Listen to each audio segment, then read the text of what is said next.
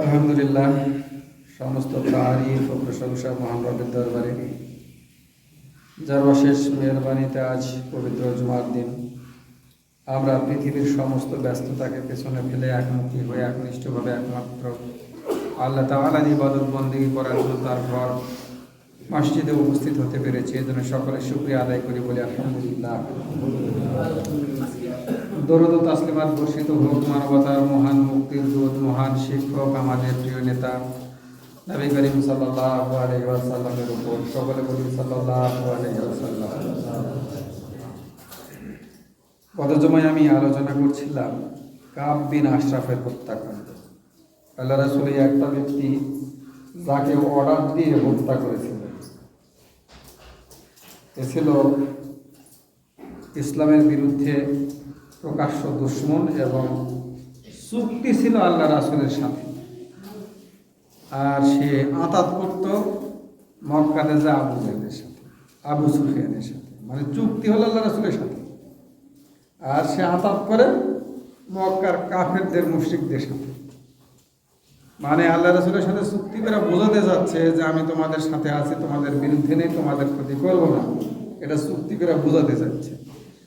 আর সে গোপনে গোপনে মক্কায় যা কাফেরদের সাথে আতাত করে মুসলমানকে কিভাবে শায়েস্তা করা যায় এই পরিকল্পনা করে। এই ব্যক্তি এই কাজ কেন আল্লাহ রাসূল তাকে হত্যা করা, আরো বহু এরকম কাজ কারবার করছে। তো করার ফলে আল্লাহ রাসূল বলছিলেন যে এইভাবে এ ভাষা যে সাহাবীদের মধ্যে দাঁড়িয়ে বলছে, তোমাদের মধ্যে কে আছে যে কাব বিন আশরাফের মাথাটা আমাকে এনে দিতে পারবেন? কত সময় আলোচনা গেছে, তার মাথা এনে দিয়েছিলেন কয়েকজন সাহাবী। তো এ হচ্ছে ইসলামের প্রকাশ্য দুশমন। এরকম দুশমনি করলে এরকম শায়েস্তা করা যায়। এটা হচ্ছে বনি ইসরায়েল সম্পর্কে আলোচনা। তারা ছিল কাব বিন আশরাফ ছিল ইহুদি। এই ইহুদিরা পৃথিবীতে এখনো পৃথিবীর বিস্মরা ইহুদি। প্যালেস্টাইনে চলতেছে যুদ্ধ, ইরান কিছুদিন সেখানে হামলা করলো, এরপরে আমেরিকা আসা বললো যে না, এগুলা কিছু করার লাগবে না, আমি একটা মীমাংসা করে দিচ্ছি, সুরাহা করে দিচ্ছি। ইরান ছাড়া কেউ তো যায় না। এরপর ইরানের সাথে কি করলো, ইরান যুদ্ধবিরতি দিয়েছে, কিন্তু ফিলিস্তিনে কিন্তু ইসরায়েল থামে। এখন আমরা মনে করছি বিশ্বের লোকজন মনে হয় সব ঠান্ডা হয়ে গেছে, ঠান্ডা হয়নি। সব কিন্তু ওই ইসরায়েল আবার তলে তলে ঘুঁটি চালাচ্ছে। স্বভাব কাব বিন আশরাফের এর চরিত্রটা বুঝে নিতে হবে। কিয়ামত পর্যন্ত যত ইহুদি আছে কাব বিন আশরাফের মতো তলে তলে চুক্তি করবে। ইরানের সাথে আমেরিকা একটা চুক্তি করাইছে, আমরা থামে গেছি, আমরা ঠান্ডা হয়ে গেছি। আর তলে তলে কিন্তু ফিলিস্তিনের উপর চলছে কাব বিন আশরাফের মতো। এখন আল্লাহ রাসূলের মতন লিডার থাকলে বলা উচিত, নেতানিয়াহুর মাথাটা এনে দাও, তোমাদের মধ্যে কে আছে। যদি মুসলমানের বাচ্চা হয়ে থাকে, এই কথা সৌদি আরবের বলা উচিত ছিল, মিশরের বলা উচিত ছিল, জর্ডানের বলা উচিত ছিল, কিন্তু কই, সব নিশ্চুপ নিস্তব্ধ। এদেরকে সাইজ হবে না? নামাজ পড়লে আল্লাহ ছেড়ে দেবে? ছেড়ে দেবে না। গত সময় আমি আলোচনা করছি, আল্লাহ রাসূল রমজানের রোজা ভাঙা বদরে যুদ্ধ করছেন। খন্দকের যুদ্ধে নামাজ কাজা করে, নামাজ পড়েন নাই, নামাজ কাজা করে যুদ্ধ করছেন। কি জন্যে? আর আমরা মনে করি নামাজ পড়লে, রোজা করলে, হজ করলে আমি একদম সরাসরি জান্নাতে চলে যাব। আমার উপর যে দায়িত্ব আছে সে দায়িত্বকে পালন করবে। আমার দায়িত্ব নাই? আমাকে কি নামাজ রোজার জন্য তৈরি করা হয়েছে? মানুষ কেন তৈরি করা হয়েছে? মানুষ তৈরি হয়নি, পরিকল্পনা। আল্লাহ মানুষ তৈরি করেনি, পরিকল্পনা। ইন্নী জাইলুন ফিল আরদি খলিফা, আমি জমিনের বুকে আমি আমার খলিফা প্রেরণ করব। ওখানে বলেননি আবেদ প্রেরণ করব, বলছে খলিফা প্রেরণ করবে। খলিফা কি?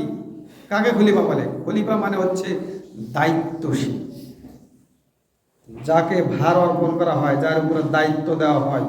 বাংলাদেশের প্রধানমন্ত্রীর মনে করেন জাতিসংঘে একটা অনুষ্ঠান আছে, সেখানে যাইতে হবে। প্রধানমন্ত্রী কোনো কারণবশত যাইতে পারবেন না, তাহলে তিনি একজনকে দায়িত্ব দিবেন যে তুমি আমার প্রতিনিধি হিসেবে ওই জাতিসংঘের অধিবেশনে যোগদান করবে। এর নাম হলো খলিফা। এর নাম কি? আল্লাহ স্বয়ং পৃথিবীতে নেমে আসেননি, পৃথিবীতে শান্তি শৃঙ্খলা আল্লাহর আইন বাস্তবায়ন করার জন্য মানুষকে দায়িত্ব দিয়েছেন আল্লাহ। আল্লাহ পৃথিবীতে আসলে যে কাজ নিজে করতেন সেই কাজের দায়িত্ব মানুষ। এটা হচ্ছে খলিফার দায়িত্ব। খলিফার দায়িত্ব পালন না করে কেউ জান্নাতে যেতে পারবে না। নামাজ রোজা হজ যাকাতে জান্নাতে যাওয়া যাবে না, কোথাও নাই। তন্ন তন্ন করে খুঁজে দেখবেন, একটা আয়াত যদি আমাকে দেখাতে পারেন, নামাজ পড়ো জান্নাতে যাও, রোজা রাখো জান্নাতে যাও, হজ করো জান্নাতে যাও, দেখাতে পারবেন না। চ্যালেঞ্জ, একটা আয়াত দেখাতে পারবেন না, একটা বলে। আর আমরা নামাজ পড়ে রোজা করে আর ইসলামের বিরোধিতা করে আল্লাহ জান্নাতে যাও। শরিয়া আইন মানি না, আমি শরিয়া আইন মানি না। ওর হজের দাম আছে? নামাজ রোজা কোনো কিছুর দাম নাই। শরিয়া আইন মানি না মানে কি আমি আল্লাহ বিরোধী লোক? আল্লাহ তোমার আইন আমি মানি না। আমি কত বড় মাতব্বর তুমি দেখো, আমি নিজে হাতে আইন লিখতেছি, আমি তোমার আইন মানি না। তুমি কিসের আল্লাহ? এই দেখো আমি আইন লিখতেছি, দিস ইজ শরিয়া আইন মানি না। দিস ইজ কি?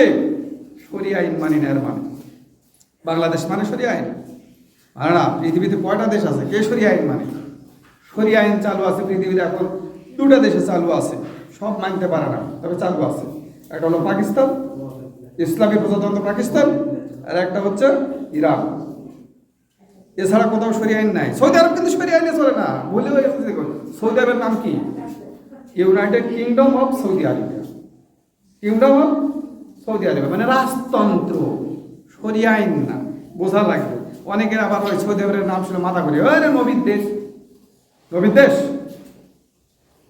একটু উল্টা বলেন দেখি, আবু জেহেলের বাড়ি উল্টে। আমি যদি বলি আবু জেহেলের দেশ, হবে না? এখন আবু জেহেলের দেশ, এখন কিন্তু নবীর দেশ না, এখন আবু জেহেলের দেশ। ভাষায় রাখা লাগবে। নবীর আমল যদি হয় তাহলে নবীর দেশ, আর যদি আবু জাহেলের আমল হয় তাহলে আবু জাহেলের দেশ। একজন লিখছে, একটা ঘটনা বলি আপনাদের ভালো লাগবে। এক লোক, সিলেটের ঘটনা, সিলেটের এক লোক বৃদ্ধ বয়স্ক, অনেক বয়স, লাঠি ঢোকাতে অনেক কষ্ট করে ব্যাংকে আসছে, জনতা ব্যাংকে। জনতা ব্যাংকের অফিসার এই কথাটা লিখছেন যে জনতা ব্যাংকে আসছে, অফিসারের কাছে এসে গোপন বিদ্যা বলছে, বাবা আমার ছেলে 20,000 টাকা পাঠাইছে, দেখো তো। তো অফিসার বললেন যে ঠিক আছে, ডিলিং অফিসারকে বলছে এদিকে আসো তো, চাচা তোমাদের এত বয়সে এত কষ্ট করে আসছেন, আপনার কি কেউ নাই দুনিয়ার পুকুর? তো বলছে আমার ছেলে আছে বা সৌদি আরবে থাকে, আমার নামে টাকা পাঠাচ্ছে, দেখো তো। অফিসারকে বলছে দেখো তো, তাড়াতাড়ি টাকাতে বিদেশ দেবো, অসুস্থ মানুষ যা চিকিৎসা করে বাড়ি থাকে। ডিলিং অফিসার বারবার করে দেখতেছে গোপন নাম্বার ঠিক আছে, কিন্তু যার নামে টাকা পাঠাইছে তার নাম ঠিক নাই, মানে ওই ব্যক্তির নামে টাকা আসেনি। অফিসার উঠে আসছে, একবার দুইবার চেক করার পরে অফিসার এসে বলছে স্যার গোপন নাম্বার ঠিক আছে কিন্তু নামটা ঠিক নাই, আইডি কার্ডের সাথে তো ম্যাচ করে না। এখন অফিসার সেও দেখছে, আরে দেখে তাই তো। তো অফিসার যার নামে টাকা আসে তার নাম বলছে, যা অমুক নামের কোনো ব্যক্তিকে আপনি চেনেন? এতটুকু কথা বলার সাথে সাথে চাচা কাঁদতে কাঁদতে, কিচ্ছু বলেন অফিসারকে, আর কাঁদতে কাঁদতে চোখ মুছতে মুছতে চলে গেছে। 1 ঘন্টা পরে আবার ওই গোপন নাম্বার নিয়ে আর একজন তাগড়া এক যুবক আসছে। এই যুবক আসার পরে ওই গোপন নাম্বার দিচ্ছে যে দেখো তো 20,000 টাকা আসছে। তো হ্যাঁ সব মিল আছে। তো অফিসার আগে পূর্ব অভিজ্ঞতা আছে না, 1 ঘন্টা আগে যেহেতু এই নাম্বার মুখস্থ হয়ে গেছে, ও তখন বসাইছে, বসা বলছে যা কে টাকা পাঠাইছে? তো বলছে আমার জামাই, পাগল জামাই, প্রতি 4 মাস পর পরই টাকা পাঠায় আর বলে বাবা শরীরটা একটু চেক আপ করেন, সুস্থ থাকা লাগবে। এই শরীর চেক আপ করার জন্য টাকা পাঠাচ্ছে, বা আমি এই টাকা নিয়ে যাই একটু চেক আপ করে বাড়ি যাব। ছেলে খুব ভালো, অনেক ভালো, নবীর দেশে থাকে, সে আমাকে টাকা পাঠায়। কোথায় থাকে? নবীর দেশে থাকে। উনি আর কিছু বলেননি, উনি টাকা দিয়ে ওনাকে বিদায় করে দিচ্ছে। দিয়ে অফিসার বলতেছে বাপ অনেক কষ্ট করে জন্ম দিয়ে মানুষ করে তাকে নবীর দেশে পাঠাইছিল, কিন্তু সে এখন আবু জাহেলের দেশে থাকে। বাপ অসুস্থ, নড়তে পারতেছে না, বাপের নামে টাকা না পাঠায় শ্বশুরের নামে টাকা পাঠাইছে। শ্বশুর তাগড়া জোয়ান, বডি চেক আপ করার জন্য। কোথায় থাকে সে? নবীর দেশে থাকে, আবু জাহেলের দেশে থাকে, সে নবীর দেশে থাকে না।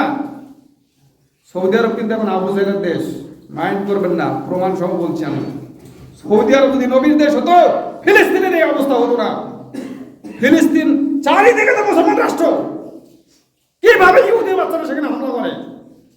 মুসলমানরা তামসা দেখছে, ছেড়ে দিবে? আল্লাহ একটাকেও ছাড়বে না, কারণ তাকে দায়িত্বই দেওয়া হয়েছিল, ইন্নী জাইলুন ফিল আরদি খলিফা, তোমাকে আমি জমিনে বানালাম খলিফা করে। আর সে এখন খলিফা হয়নি, সে এখন জমিনের মালিক হয়ে গেছে। জমিনের মালিক হয়ে আল্লাহর দেওয়া তেল তুলতেছে আর আমেরিকার কাছে বেচতেছে আর মনের সুখে বউ নিয়ে খাচ্ছে। এগুলো তো নাম বলতেও ঘৃণা লাগে, নাম বলতেও ঘৃণা লাগে। এটা এখন আবু জাহেলের দেশ, নবীর দেশ না। নবীর দেশ হতে পারে মানুষের এই অবস্থা হতো না। সে ইচ্ছা করলেই পারে আমেরিকাকে চাপ সৃষ্টি করতে পারে, বলতে পারে তোমাকে আমি তেল দেবো না। মুসলিম দেশে শুধু তেল আছে, মুসলমানরা একজোট হয়ে বলবে এক ফোঁটা তেল দেবো না, 1 মিনিটের মধ্যে যুদ্ধ বন্ধ হয়ে যাবে। অথচ এরা তেল বিক্রি করতেছে আর মজার সুখে খাচ্ছে আর তামসা দেখছে আর মনে করছে আল্লাহ আমাকে মাফ করে দেবে। আমার দেশে মদিনা আছে, মক্কা আছে, কাবার গেলাম ধরে থাকবো, মাফ করে দিবে না। মক্কা বিজয়ের দিন আল্লাহ রাসূল 11 জন মানুষের নাম ঘোষণা করেছিলেন। আপনাদের এগুলো ইতিহাস জানতে হবে, হুজুরের তো বলে না। মক্কা বিজয়ের দিন বিনা রক্তপাতে মক্কা বিজয় হয়েছে, যুদ্ধ করতে হয়নি। এই বিনা রক্তপাতে হওয়ার পর আল্লাহ রাসূল সাধারণ ক্ষমা ঘোষণা করেছিলেন। তবে এক্সেপ্ট 11 জন বাদ 11 জনের নাম আল্লাহ রাসূল করে দিয়েছিলেন যে এই 11 জনকে যেখানে যে অবস্থা দেখবে তাকে হত্যা করে তার মাথা আমার কাছে নিয়ে আসবে। এমন কি সে যদি কাবার গেলাম ধরে দাঁড়িয়ে থাকে তারপরেও তাকে হত্যা করবে। কি নির্দেশ! কাবার গেলাম ধরে দাঁড়িয়ে থাকে, বুঝতে পারছেন নির্দেশ? অথচ আল্লাহ বলছে এই কাবা ঘরের মধ্যে যে ঢুকবে সে নিরাপদ। কাবা ঘরের মধ্যে ঢুকলে এখনো সৌদি আরবে যত বড় আসামি হোক, কাবার যে এরিয়া যাকে হারাম বলা হয়, হারাম এরিয়ার মধ্যে ঢুকলে পুলিশ তাকে অ্যারেস্ট করবে না। পুলিশ হারাম এরিয়ার বাইরে পথ পেতে বসে থাকবে, কতক্ষণ তুই ভিতরে থাকিস, বাইরে বেরোলে অ্যারেস্ট করবে, নিষেধ। কিন্তু আল্লাহ রাসূল বলছে আজকের দিন আমার জন্য সারা পৃথিবী বৈধ। এমনকি কাবার গেলাম ধরে যদি কেউ দাঁড়িয়ে থাকে তাকে হত্যা করা বৈধ। আল্লাহ তাকে বলেছেন যেগুলো বৈধ। আব্দুল্লাহ ইবনে খাতাম, নাম শুনে মনে হয় মুসলমান না, আব্দুল্লাহ ইবনে খাতাম, সে কাবার গেলাম ধরে লটকে ছিল, ওখানে তাকে হত্যা করা হয়েছে। পড়তে হবে, জানতে হবে, বুঝতে হবে। আব্দুল্লাহ ইবনে খাতালকে কাবার গেলাম ধরে দাঁড়িয়ে থাকার পরেও তাকে হত্যা করা হয়েছে, মাফ করা হয়নি মক্কা বিজয়ের দিন। এরা ইসলামের চরম দুশমন। আপনাকে ছেড়ে দিবে আল্লাহ, খালি নামাজ পড়লে ছেড়ে দিবে। কাবা ঘরের দেখভাল করছেন বলে আল্লাহ আপনাকে ছেড়ে দেবে? ফিলিস্তিনের মুসলমান মরে যাচ্ছে, সিরিয়াতে কি অবস্থা দেখেন না, লেবাননে কি অবস্থা আপনি দেখেন না? আপনাকে তো ক্ষমতা দেওয়া হয়েছে, আপনার যতটুকু ক্ষমতা দেওয়া হয়েছে ততটুকু ক্ষমতা তো আপনাকে ব্যবহার করতে হবে। তারপরে না বলবে যে হ্যাঁ তোমার ক্ষমতার বাইরে। তার ক্ষমতার বাইরে গেলে সেটা আল্লাহ ধরবে না, কিন্তু ক্ষমতার ভিতরে যেটা আছে সেটা ছেড়ে দেবে? কখনো না, ছাড় দেওয়া হবে না। নামাজ পড়ে রোজা রাখা এগুলো হবে না। দায়িত্ব আগে, জন্ম হওয়ার আগে, সৃষ্টি হওয়ার আগে আল্লাহ বলছেন তোমাকে খলিফা বানাবো, খেলাফতের দায়িত্ব তোমাকে পালন করতে হবে। আর আমি নামাজ পড়ি আর মনে করি আল্লাহ বাদ বাকি সব মাফ করে দিবে, কখনো মাফ করবে না। যদি কোরআন সত্য হয়ে থাকে মাফ করবে না। আপনার দায়িত্ব পালন করতে হবে। বাপ তো মাফ করে না, বাপ দুটা গেলে খরচ দেয়, ছেলেকে স্কুলে দিয়ে পাঠাইছে, সঠিকভাবে পড়াশোনা না করলে খালি ফেল করলে বাড়িতে পালা যেতে হয়, রেজাল্টের দিন বাড়ি থাকতে পারে না। কেন? বাপ অনেক ভালোবাসে না, কেন পালিয়ে চলে যাও? পিটন খাওয়ার ভয়, ঠিক তো? বাপ ধরে পিটবে, বাপ ক্ষমা করতে পারে না? বাপ পারে না। তোর পিছনে আমি এত শ্রম দিয়েছি, এত টাকা পয়সা খরচ করেছি, প্রাইভেট দিয়েছি, টিউশন দিয়েছি, পিটাবে না? আল্লাহ আমাকে কত কিছু দিয়েছে, হাত, পা, চোখ, কান, হৃদয়, কি আছে আমার দিকে যা দেখবেন সবই আল্লাহ। আমি নিঃশ্বাস নিচ্ছি প্রতিনিয়ত, এই যে অক্সিজেন কে দিচ্ছে? আল্লাহ এগুলোর দাম নেবে না? আমি খাচ্ছি, কে দিচ্ছে? প্রত্যেকটা জিনিস, এমন কোনো জিনিস আছে যা আল্লাহর নয়? সবই তো আল্লাহ। আমি এখানে দাঁড়িয়ে আছি, কাঠ আল্লাহ, এই মাটি আল্লাহ, কি আল্লাহর নয়? আল্লাহ এত কিছু ব্যয় করছে আমার পিছনে, আমাকে ছেড়ে দিবে?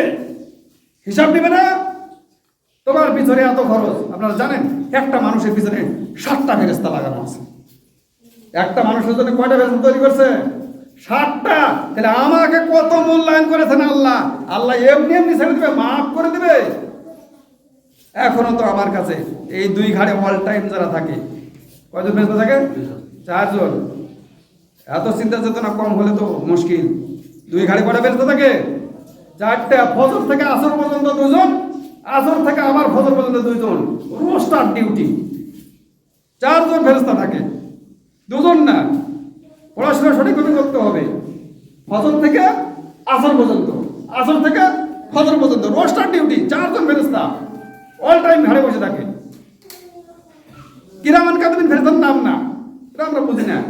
কিরামান কাতিবিন মানে লেখক, আর কিরামান মানে সম্মানিত, সম্মানিত লেখক। এই যে আমার ঘাড়ে বসাতে সম্মানিত লেখক, এরা নাম না ফেরেশতা। আমাদের জানা বোঝার অনেক ত্রুটি আছে, এই জন্যই তো সমস্যা। এই যে ইহুদির বাচ্চা সম্পর্কে আল্লাহ এত কথা কেন বলছেন? ইহুদি হচ্ছে পৃথিবীর বিস্ময়, আর সেই ইহুদির সাথে আমি চুক্তি করছি, সেই ইহুদির সাথে আমি আতাত করছি, সেই ইহুদিকে নিয়ে আমি চলাফেরা করছি, আর নামাজ পড়ে মনে করছি আল্লাহ আমাকে মাফ করে। নামাজ তো তেল মোবিল, তেল মোবিল না দিলে ইঞ্জিন চলবে না, কিন্তু কাজটা তো করা লাগবে নাকি? কাজ কি আমার? দায়িত্ব। আল্লাহ রাসূল কি দায়িত্ব পালন করেছেন? পৃথিবীতে শান্তি আনতে হবে, পৃথিবীতে আল্লাহর রাজ কায়েম করতে হবে, আল্লাহর আইনে পৃথিবী চলবে। এগুলো আমার দায়িত্ব না? খলিফার দায়িত্ব কি? খেলাফতের দায়িত্ব কোথায় পালন করবে? ফিল আরদ, জমিনে। জান্নাতের দায়িত্ব নাই। জান্নাত হলো পুরস্কার পাওয়ার জায়গা, জান্নাতে কারো কোনো দায়িত্ব নাই। দায়িত্ব আরদ, দুনিয়াতে দায়িত্ব। দুনিয়াতে দায়িত্ব পালন করার জন্য আপনাকে জান্নাত, মেহমানদারি। কিন্তু দায়িত্ব যদি আমি পালন না করি, মেহমানদারি হবে আমার না। আমি নবীর দেশে বসে আছি বললে হবে না, আল্লাহ উল্টা বলবে, বেটা তুমি আবু জেহেলের দেশে বসেছিলে। মাথায় রাখা লাগবে। আল্লাহ এই জন্য বলছে, ফাবিমা নাকদিহিম মিসাকাহুম, তাদের এই যে নাকদিহিম ভঙ্গের কারণে, মিসাকাহুম চুক্তি ভঙ্গের কারণে, চুক্তি করেছিল এই ইহুদিদের সাথে। আল্লাহ রাসূল চুক্তি করেছিলেন। 3টা ইহুদি জাতি, বনু কায়নুকা, বনু কুরাইজা, বনু নাজির, এদের সাথে চুক্তি করেছিলেন, আর এরা চুক্তি ভঙ্গ করে। প্রকাশ্যে আসে কিন্তু আল্লাহ রাসূল বলেন এই চুক্তি মানি না, কথা বলছে নাকি? আল্লাহ রাসূলের কাছে আসে আর কত কথা হ্যাঁ বলে, আমরা চুক্তির মধ্যে আছি, আমরা আপনার সব কথা মেনে নিব, আমরা আপনার সাথেই আছি। আর মক্কাতে যা কি করে? গড়ে তুলে বিভিন্নভাবে পার্টি, বিভিন্নভাবে দল একত্রিত করে, যে যেভাবে হোক এদেরকে নিশ্চিহ্ন করতে হবে। এরা থাকলে আমাদেরও প্রবলেম, তোমাদেরও প্রবলেম, সুতরাং এদেরকে দুনিয়ার বুকে রাখা যাবে না। চুক্তি করেছে তাদেরকে, মানে বুঝায় আমি তোমার সাথে আসি, আর ওদিকে মানে কাজ করতে যেন সুবিধা হয়। দুনিয়াতে এখনো এই সিস্টেমই চলতেছে। আমেরিকার সাথে চুক্তি করে থুইছে, তাকে থামাইছে, থামাই এখন মারতেছে, আর আমি চুপচাপ বসে আছি।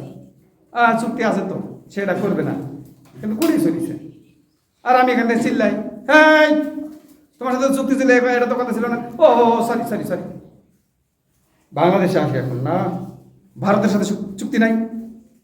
ভারতের সাথে চুক্তি আছে। পৃথিবীর একমাত্র সীমান্ত, একটাই সীমান্ত, বাংলাদেশ ভারত। যেই সীমান্তে ভারত মানুষ মারে, সীমান্তে কিছু একটা হতেই পারে। এবারকার মানুষ ওবার যাইতেই পারে, ওবারকার মানুষ এবার আসতেই পারে, আবার পাতি থাকতে পারে, বহু কিছু হতে পারে। পৃথিবীতে কি ভারত আর বাংলাদেশ সীমান্ত আছে? না, সীমান্ত আছে। চায়নার সাথে ভারতের নাই, কয় ঠিকঠাক তো আছে। পাকিস্তানের সাথে গেলে তো একটা যদি কিছু হয় তাহলে পাকিস্তান 3টা হয়, ঠিক কিনা? বাংলাদেশ যদি এরকম করতো, বাংলাদেশেও সব ভারতের এই আধিপত্য থাকতাম। কিন্তু ভারত কি করে? মারে। আর বাংলাদেশ পতাকা বৈঠক করে। বাংলাদেশ পতাকা বৈঠক করে, মাজার জোর নাই। পতাকা বৈঠক করবেন কেন? আপনি হয় চীনের নীতি গ্রহণ করেন, নাহলে পাকিস্তানের নীতি গ্রহণ করেন। আপনি একটা মারতে, আপনি 3টা মারেন, এমনি ঠান্ডা হয়ে যাবে। পতাকা বৈঠক আপনাকে করতে হবে না, ভারত পতাকা বৈঠক করবে। আর আপনি তা পতাকা বৈঠক, সরি বলে গেছে, আর হবে না। মারতেই আছে, প্রতিদিন মারতেছে। কিসের চুক্তি? চুক্তি আপনার কাছে করে দিয়েছেন, মানুষ মারতেছে। চুক্তি আছে নাই? কিন্তু আমি মনে করি চুক্তি আছে। মুসলমানকে ধোকা দিয়ে বোকা বানায়া এগুলা করতেছে। কোরআন থেকে শিক্ষা নেন, কোরআন কি বলতেছে, এগুলো করা যাবে না। সাইজ করে দাও, চুক্তি নাই, তোমার সাথে ঘোষণা করো তোমার এই চুক্তি নাই, তুমি আমার সীমান্তে একটা মারবে, আমি 3টা মারবো। মারেন না কেন? একদিন মারা দেখেন সব বন্ধ হয়ে যাবে।